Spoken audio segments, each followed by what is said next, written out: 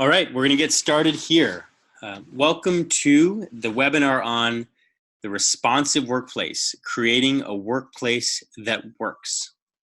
My name is Ari Kepnes. I'm Director of Market Research here at Density, and I'm joined by a special guest today. Hi, I'm Matt Harris. I'm the head of workplace technology at Envoy. Thanks for having me. And thank you all for spending part of your day with us. We are going to try and respect your time and have a webinar here around 20 minutes and then take your questions. So on that note, there's at the bottom of your screen or at the top, you should see a folder with a Q&A on it. It says Q plus A right on the bottom of the top of your screen. And you can please, as we're going through this, list your questions. You can do so either anonymously or not. And then at the end of the presentation, we will be sure to answer all of your questions. So please feel free to do that and be interactive in that way.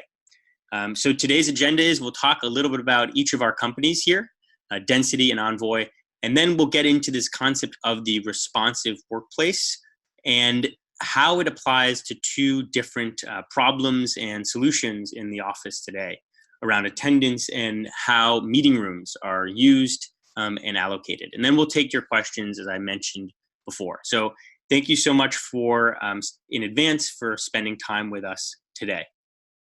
So some background on Density. I work at a company called Density, and our focus is to improve the efficiency, safety, and performance of buildings and real estate across large portfolios. So we currently work with over 100 million square feet represented by our corporate and commercial real estate clients. And we have a device, we have a sensor system that is able to measure in real time and over time how spaces are used. We have a track record of leadership from really cool companies, I think so, NASA, Genentech, Microsoft, Apple, and Stanford. And we work with some of the largest Fortune 500s across telecom, finance, as well as technology. So I am joined here by Matt, as we mentioned before. So Matt, can you tell us a little about yourself?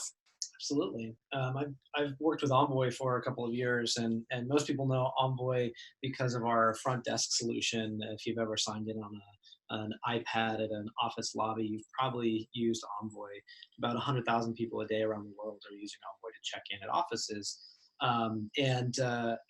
But we've shifted beyond just the lobby to start looking at the rest of the workplace and thinking about mail rooms and meeting rooms and room booking and even beyond that. And so my role at Envoy is the head of workplace technology. I get this frankly very fun job of trying to decide what's the right mix of technology that we should be putting into our workplace, understanding and learning from our own customers about what's the best solutions for them as well, and then trying to look toward a future where we're creating better workplaces for both ourselves and other customers too. Great. So being that you are the head of workplace technology, Matt, if we have any technical difficulties as we're going, then I'll have to look to you to fix Zoom or whatever it is. I'll have my fireman hat on just in case. Okay, cool. Yeah, I see it over there. No, just kidding. Well, great. So I think the really the way that we started this conversation, the reason why we're here is that when I visited you in your office, it sounded like you had this really unique approach of all the customers and all the people in our space. You really articulated the following quote here, which is there's a need to be able to be responsive to employees in the moment. And that really struck me because it sounded like you were almost applying this digital mindset, this mindset of being able to iterate and improve and be lean, but also be responsive. So tell me a little bit about what is this whole approach to being responsive in a workplace? Yeah, absolutely. I mean, I think for us, given that we have so many customers around the world, as we've talked to them over and over, what we hear is that workplaces are starting to change. And we think that's driven a lot by the smart home, right? What people expect around technology in their personal spaces. They come to the office every day and they think, why isn't that technology and that ability to kind of adjust to my preferences available to me in the workplace? And so what we hear from those customers over and over, and what I hear as I talk to them, is they say, we want a workplace that really works in the way that we want to work. as employees who have very different needs, very different desires, and frankly, that might even change throughout the day for an employee or throughout the year. Certainly, as companies grow and as companies change over time. So the reason we started thinking about this concept of the responsive workplace is that unlike a home technology environment where you can really control everything to be perfect for you, in an office, we have to be able to adjust every single day. And we're shifting away from this idea that the workplace is a fixed place with fixed desks and fixed furniture and fixed technology to something that can really adapt. And my fun with this is, as an engineer, a former engineer at Envoy, we get to think about how do we actually build a technology that can be responsive for those employees too. Yeah, so some of the things I heard you say here, Matt, is this idea of adjusting, of adapting, and it's all kind of predicated on this idea that people expect more, that there are rising expectations. So I think those are some thematic kind of principles that are guiding how workplaces are happening today. And I think that, in our conversation, I was really impressed with this idea that you had almost this vision for all offices of where they were moving. So maybe we can, I think, move from vision to some things that may seem almost like a day-to-day part of our lives in the office, and how this approach might apply to them. Yeah. So, absolutely. So if we're going to start with this idea of getting into the office, right? Everyone gets into the office. And then they leave, right? That's what happens usually. And, this very simple thing of when you get into an office and when you leave is actually something that's kind of interesting, especially when we think about things like the smart home and coming into a home and then leaving. There's a lot of technology there. Well, we're seeing a lot of kind of this problem here come up too, where when someone comes into an office, it has to be obviously easy to get in. And then when they leave, they have to be able to get out. And it has to be able to, they can't get locked out of their own office. And so, one conversation we had around this idea of being responsive is just like having security and a safety and common experience around the entrance to a building or the entrance to a floor, right? So that was something that we had talked about. Absolutely. I think it's an interesting challenge because one of the very common ways that buildings operate are on a schedule. That's the typical way that most offices are designed to work, is that the doors unlock at a certain time, they lock at a certain time. Devices go on at a certain time and off at a certain time. And what we're realizing is that actually the office needs to be more responsive than that. And the problem with schedules is that, first of all, they don't adapt. So let's say you have that event in the evening and you need those doors to stay open a little bit longer so that your guests can get to the bathroom in the hallway. They're error prone.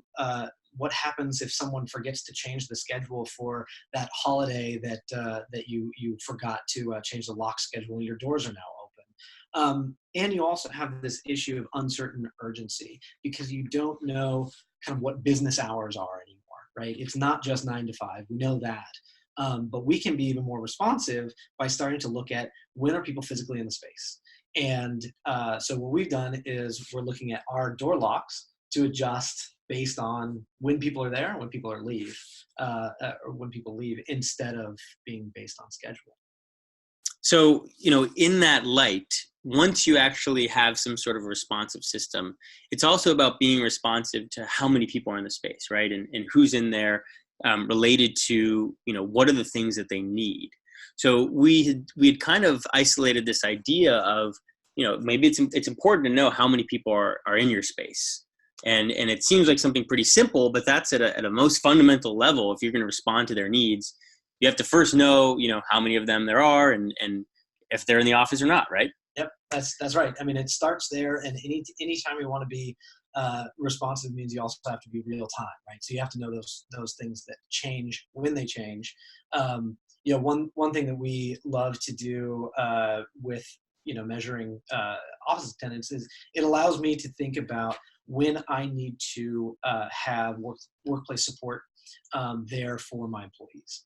And so one thing on here is about prediction, which is great. We can plan over time, kind of when do things need to be staffed, when do things need to be supported. But I also I want to be able to provide support for every one of my employees whenever they're working, but I also don't want to be on call 24 hours a day. And so with density, and you can see an alert there that this was actually this morning that popped up on my phone.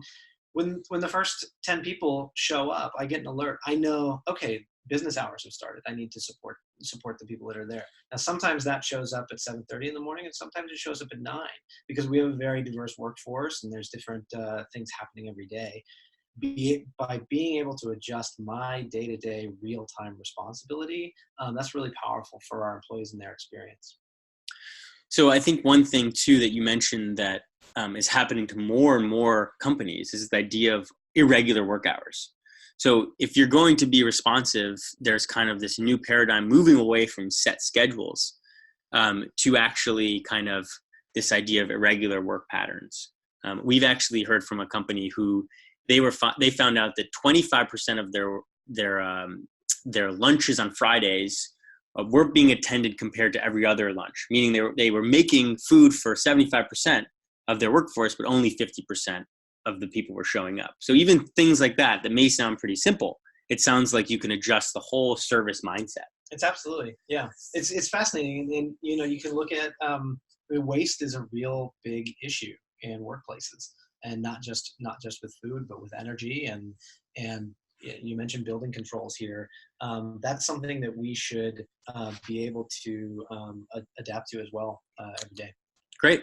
So let's talk about, I think you mentioned here that you got some alert on your phone, but you actually are using density in order to do this, right? So can you talk about some of the solution that we've provided and how it kind of plays in your mind to solving things that you need? Sure. Yeah. So we install density at our workplace in a couple of ways. The first implementation was to cover the entire space. So there's four. On our floor, there's 2 stairwells, 2 elevator doors. So there's 4 density devices that measure people coming in and out of those spaces, and then together we get to see an overall count of how many people are in the space with trends and utilization. As you can actually see, this is from our dashboard. We then added density devices onto meeting rooms, which we'll talk about in a moment. But this allows us to, in real time, we get information from the API, from the dashboard. We show it in Slack for any of our employees who want to know how many people are in our space at any moment. It's available right there for them too. Very cool. So it sounds like one thing that I've been really kind of noticing about your own workforce is that as a workplace technology company, you guys are really thoughtful and mindful about how do we actually use things to make our lives better, our employees have a better experience. And it sounds like you've been able to kind of take all of this technology and put it in such a way that it integrates seamlessly with their own life, whether it's they're using Slack or it's an access control system at some point, or whatever it is, it has to be able to kind of just work together, right? That's right. You need to meet them where they are, I think, is what it comes down to. And what we learned is that people really like information. And so sharing that information in a way that's really easy and accessible is great. Some people may not use it, but the people who want that information and want to use it, it's there for them, and then they surprise us with interesting things that they do with the information. Cool. So let's talk about meeting rooms specifically. So we've talked about this concept of how many people are in an office, and that can be solved by integrating to a lot of different systems. But there are some central questions that we talked about that seem to be both on a long-term perspective and a short-term. So some of the conversations that we've had with using this type of utilization data is being able to answer long-term questions like, am I outgrowing my office? Which spaces are used the most and when? What types of spaces do employees need? So not just is an office being used, or if you have many offices, which office, but really within an office, which types of rooms are being used, and then adjusting the norms to better utilize the space. Can you talk to us a little bit about that last point there? Because that was something I heard from you that seemed new to me. Yeah, absolutely. I mean, space allocation so often is you're thinking about these longer term space planning questions. But what we found, and we're a little surprised by even, was that by having the more frequent data, we could, in the short term, make adjustments. So in our conference rooms, since we measure the utilization of those spaces with density devices, we learned a couple of things. For example, that there were a lot of one-on-ones that were happening in rooms, in conference rooms. When people have one-on-ones, they love to have soft seating. It's more comfortable. It's easier for them to talk. So we actually were able to adjust the number of our conference rooms to soft seating based on that data so that people could have more effective meetings. The other thing that we could do is we look at how many people are using, a 6-person room, but there's only one person in it. And by sharing, kind of going back to that sharing the information, we have the data now. And so we can say to our company, hey, look what's happening here. And we're able to shift the culture a little bit. And it turns out that we really don't have to be very, heavy-handed about this. By showing the information, it's clear to people that, it turns out there's more availability in these smaller pod phone booths, and so people naturally start moving there. They are aware. They know that the value to the company, if we can free up some of these larger rooms, is worth it to everyone. And so naturally, they were able to adjust their norms based on the data. So to go back to this idea of meeting room specifically, right? You had said that there was something that you did with the space. In terms of changing the furniture that was in it. But can you talk a little bit more specifically, like why even care about meeting rooms and attendance in them? Absolutely. Well, they're some of the most valuable square feet of our offices because so often they aren't used appropriately. And so that's really important to know when meeting rooms are being allocated and used appropriately. But for us, when we talk about the responsive workplace, it's really about real time and being able to make real time adjustments. We think a lot about the experience of both the employee and also the visitors and guests that are coming into our office. One thing that's really has been a really powerful tweak to our process, because we know when people are inside rooms, is we've been able to integrate with room booking systems. So we have Envoy Rooms, which is our room scheduler on the outside of the room. And when interviewees are in our office, we're able to adjust that display to first welcome that interviewee to our office and make a good experience for them. But as soon as they enter the room, we know that display should change. What we want to do is we want to tell all the other employees, hey, there's an interview going on. So we go into interview mode, what we call, and we say, interview in progress, please don't disturb, because normal meetings, it's not a big deal to interrupt maybe and say, hey, my meeting is starting in a minute. Can you vacate the room? For interviews, you don't want to disturb that, right? That can ruin an interview experience and ruin the candidate experience. So something as simple as having a real-time API that we can adjust our room booking software has created just that much better of an experience and make the whole office feel that much more responsive. So just to make sure for people who may not kind of understand the complexities of everything that's involved, you have this meeting room kind of system, right? So it's something that's allowing you to book rooms and know when it's at signage, digital signage too, in these rooms. And then when you integrate that with a density device, then you were able to say, okay, like how many people is the space being used right now? How many people are there? And then that kind of like triggers a series of this interview mode. That's right. I think one thing that I learned from you in our conversation too was this idea. You just said it right now. You said there was like an interview experience, a candidate experience, there's a visitor experience, and I feel personally that there's talk about workplace experience, but there isn't really now a real discrete understanding of all the different experiences that are at work. And so, what I've learned in our conversations have been, well, you need to respond to all these different types of people with different needs, and it should happen in a timely way. Yeah, that's right. It should be real time. But you're right. It's going to be different depending on who it is, and that's why I think we're seeing more and more of these integrated solutions, right? That's really where you have to bring that together. One great thing about Envoy is that Envoy knows what type of person just walked in the door, right? Is it for a meeting? Is it for an interview? Is it a contractor that's, repairing the HVAC system? And so we can tie these things together. You start to weave together the arc of a really great experience story. Cool. I think that, it's really cool to see how you just used that idea of a user experience story. Like those are things that are usually reserved for the digital world, right? When we're designing things like apps and websites. But it's cool to see that logic and that user-centric mindset being applied to something like, hey, I just need a conference room right now. Absolutely. So let's talk a little bit about, we've mentioned kind of density a little bit throughout this, but I would like to just talk for 1 minute to kind of clarify, because we've been throwing in these different technologies and how they all work together, but just to kind of make sure that people are not confused. Can you talk to us specifically about kind of why you originally chose density, and then we'll kind of walk through some of the ways that it works as people are thinking about these problems. Sure. Yeah. So when we originally chose density, we were looking for a solution that would, of course, let us know who's in the space, how many people are in that space, down to a really pretty tight resolution. So plus or minus 1 or 2 people in most cases. And so we were looking for very high accuracy, above 99%.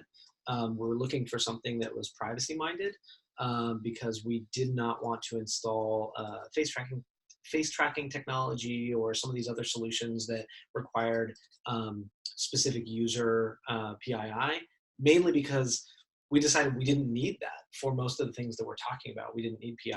And then the third thing is we wanted something that was easy to install and didn't require all of our employees to actually have to install a new app or carry around a different device, something like that. And density met all those. So we get real-time information. We get these really interesting stats that we look at pretty frequently. And you can see right here actually some of the really useful data that we look at every day. This isn't our specific dashboard, but with the mobile app I mentioned, we get alerts, and we're able to, again, every day we're tying this into some of our other work. Cool. So just about in terms of density and how this all kind of works, you have to have an understanding of how many people are in a space, and then you can do all this kind of responsive workplace, all of these other capabilities. But the problem is that the reason why we haven't had it today is that accurately counting people in real time is a difficult problem, because people do weird things at work. They hide between hinges, they walk in different directions, they carry objects. So from our perspective at density here, we've been able to both accurately measure how many people are entering and exiting space without invading their privacy. And we do that because we're able to respect their privacy using this depth sensing. So it's almost like these topographical images that don't actually know someone's face or their personally identifiable information, but it can tell with very good, very high level of accuracy that a human just walked into space. So once we have this data, we're able to then integrate it and then also extrapolate things like usage patterns. And we're able to kind of do that in real time and then over time. So there is this conversation right now happening around video cameras and surveillance, but this is able to get that sort of data in real time without actually knowing who those people are and without using a video camera to do that. So you had mentioned before, just at a high level, some of the factors around installation, and then you're able to connect through the systems that you already use. And we do it through this device that sits over an entryway or defined space and is constantly scanning in real time how many people are there without invading their privacy. So on that note, I think we've thrown a lot at you all. And so we'd love to hear some of your questions. And it looks like we already have a couple underway. So one question we have is, when is having 100% accuracy mandatory for a responsible environment? Yeah. Well, I think we talk about door locks, right, and security. You really have to know the difference between 1 and 0. That's critical. And I think that if there are some cases where you can where you can flex a bit. But when you get to security, and when you get to these changing how the space is being used. So like at conference rooms is another example where if you're going to give up a space that maybe was a ghost meeting, what we call a ghost meeting, it was reserved, but no one showed up. You have to be really sure, pretty much 100%, that you're safe to give up that room, or you're safe to unlock that door. So that's why we needed that 100%, or as close to 100% as we could. Yeah. And just a reminder, you can put your questions Q&A at the bottom or the top of your screen. You'll see a folder that says Q, and type in your questions. It looks like we already have a couple more coming in. On that note, I'll just say we had mentioned really briefly this idea of, hey, you should measure how many people are in your building. That's a great start. And then some people might say, well, I do that with badge readers.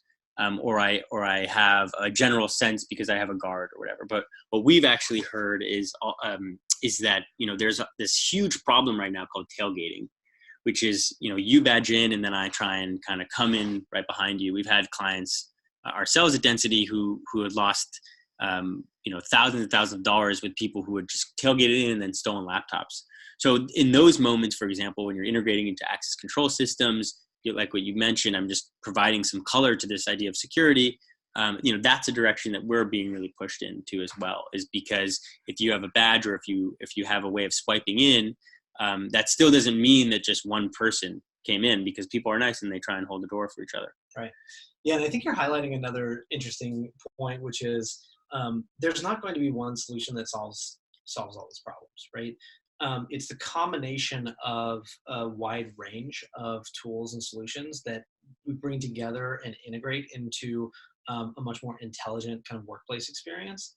And so, as you said, your door access control plus Density plus other things that you can use. You can look at when conference rooms are being activated on a video conferencing software, that sort of thing. You can pull all of these things together, and that gives us a bigger picture and a more clear picture of what's going on. Yeah, we've actually seen a big use case that you mentioned. I think ghost meetings, we call them zombie meetings.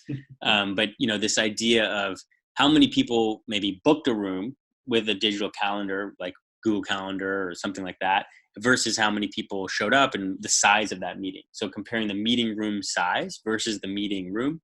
And some data that we've actually done, and we're publishing a report soon on this on our blog, is going to be around this idea that it's important to measure both utilization, underutilization, and overutilization, because a lot of times, large conference rooms aren't being used in the same way, but small conference rooms are. So you can start to understand that. Absolutely. People just want to get their meeting done, right?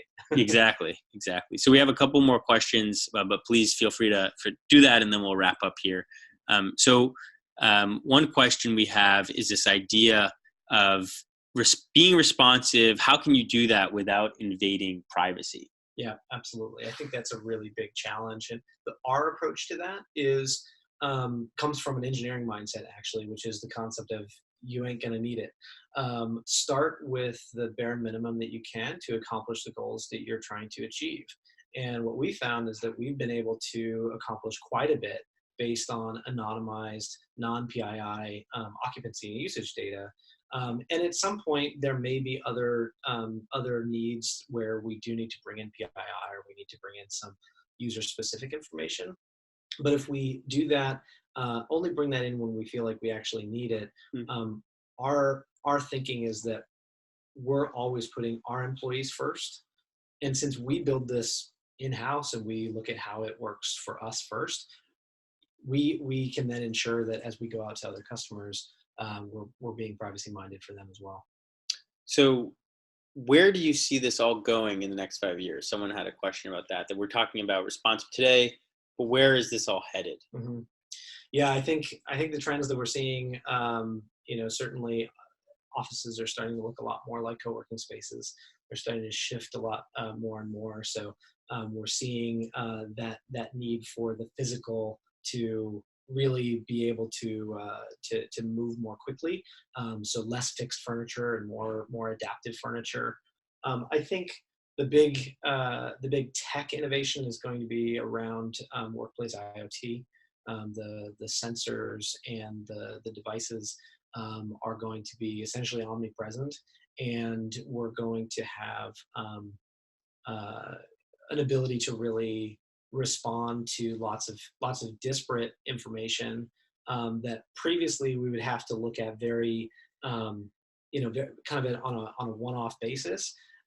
That's going to start to come together, and we're going to see workplace data platforms and much more integrated solutions that I think will start as early as the building construction, and architects are going to be thinking about this all the way through to the tenants themselves. Yeah, so I think one thing that you mentioned earlier that I want to just bring back is, if you do believe that people have higher expectations for what their buildings should do for them, then it forces the people like yourself who are managing these spaces or have a lot of real estate or making large decisions around this to almost have this hospitality mindset, right? So it's moved from, hey, you go to the office and the office has a net neutral impact maybe on your decision to come to work or your decision to be an employee there.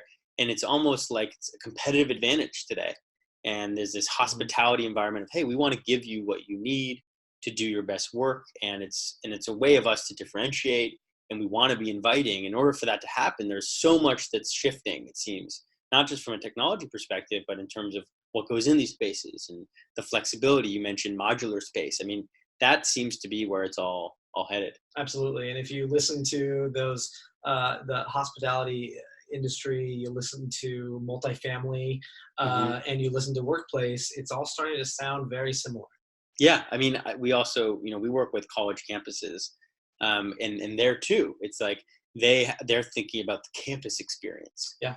And so you have the campus experience. It's very similar to, one of the largest technology campuses that we visited.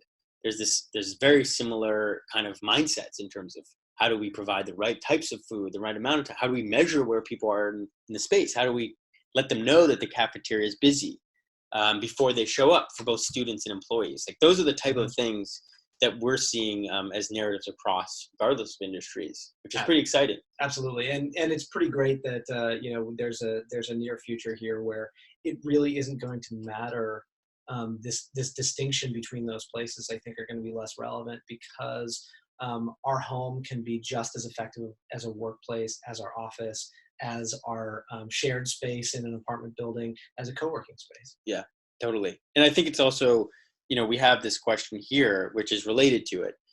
Someone says, how have you seen this, that the personalization aspect is enough in terms of employees or users giving up their privacy?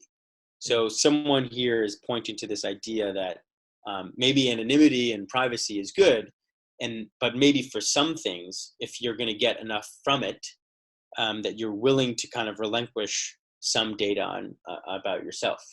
Yeah, I think that's probably true, and really the challenge is on us as workplace leaders, I think, to demonstrate the real value there and to establish a sense of trust with those users. And I think there is a lot of value that can be gained by giving up a little bit of privacy in return for a much more responsive workplace. I think we have to be careful talking about personalization. I actually intentionally don't use the word personalization, because it's different from the home, where it's very reasonable for you at your home to say, I want the table to be this exact table. I want my temperature to be this exact temperature. At the workplace, it's a shared experience. And it's very important that we think about how can we take in the opinions of a pretty wide and diverse group of people to make decisions that actually affect that entire population. Right. Again, so it's not the workplace experience. Maybe it's the workplace experiences. Absolutely. And being respectful of all of these different needs. I mean, that is really the crux of it. I think as we end here, it is clear that there are some things that the more data that you provide, you're going to be able to tailor an experience. But I do think that just where we come from, from at Density, is like there's this just very bare bones, like how many people are in the space, how many people are in the office, how many people are in every room, and then you can bring in other data sources to start to kind of think about if you do want to go in that direction. But for us, we've been able to install in these large corporate real estate portfolios because the barrier of privacy is not really something that we're challenging. And then, so I think, from our perspective here, what we've talked about, to put a nice little wrapper on this, being responsive means understanding those needs, measuring those needs. And then, that's not a replacement for talking to your employees. I just want to make that very clear as we end here. Absolutely. Technology is not the panacea of all of this, but it does seem like we've kind of put together this framework for how to approach problems, both on the office level with those services and then on the meeting room level with collaboration. So I want to thank you for your time, Matt. I think that this has been a great conversation, and I think you're someone who really has a perspective on where all of this is going. And I have here our email for sales at Density if you want to get a demo or learn how this actually may apply to you. But we also have our own emails, and both Matt and I are big nerds in this space in terms of just wanting to talk. So if you want to learn more about our approach or talk about any specific challenges you have or decisions you're trying to make, please reach out to either of us or both, and we'll try to be helpful because we love this stuff. Absolutely. All right. Thank you so much, everyone. Have a good rest of your day. Thank you. Bye-bye.